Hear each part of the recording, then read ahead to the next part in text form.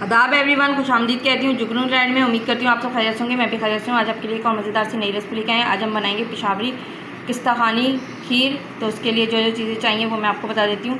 सबसे पहले ये मैंने पापे ले लिए, शक्कर लेंगे, चावल लेंगे।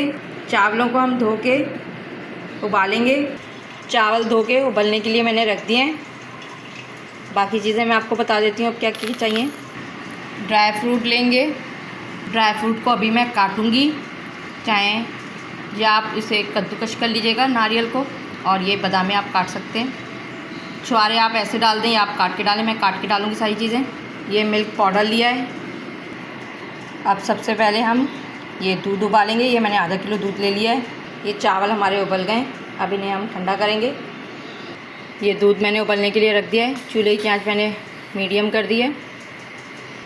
दूध हमारा उबल गया है। अब हम इसमें शक्कर डालेंगे। शक्कर डाल दी।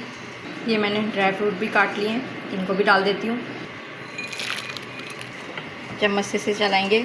चूल्हे की आंच मैंने आहिस्ता कर दी है।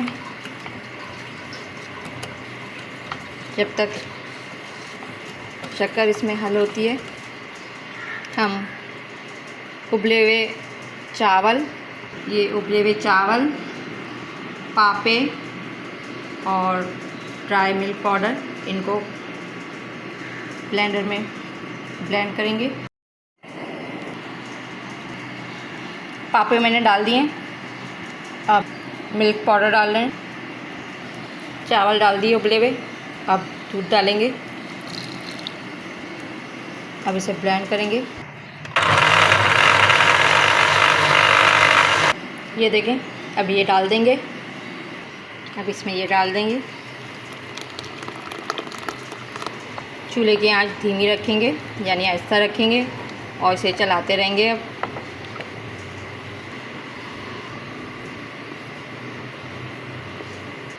ये देखें, ये हमारी खीर पक गई है। अब मैं चूल्हा बंद कर दूंगी और इसे ठंडा करेंगे और फिर डिश में निकालेंगे। ये हम निकाल रहे हैं इसमें डिश में। ये देखिए, मैंने गार्निशिंग कर दी है इसके ऊपर ड्राई फ्रूट से। तो आज की जो रेसिपी थी वो थी पिशावरी किस्ताखानी खीर। उम्मीद करती हूँ आज की रेसिपी आपको पसंद आएगी। इसे लाइक करिएगा, शेयर करिएगा, कमेंट बॉक्स में बताइएगा आज की रेसिपी आपको कैसी लगी। जहाँ भी रहें खुश रहें, हंसते मुस्कुराते रहें, एक दूसरे का ख्याल रखें, अपनों के पास रहें, अपनों के साथ रहें। मेरी रेसिपीज़ को इसी तरह पसंद करते रहेगा। मेरे चैनल को सब्सक्राइब करिएगा। मुझे दुआ में याद रखिएगा। शुक्रिया।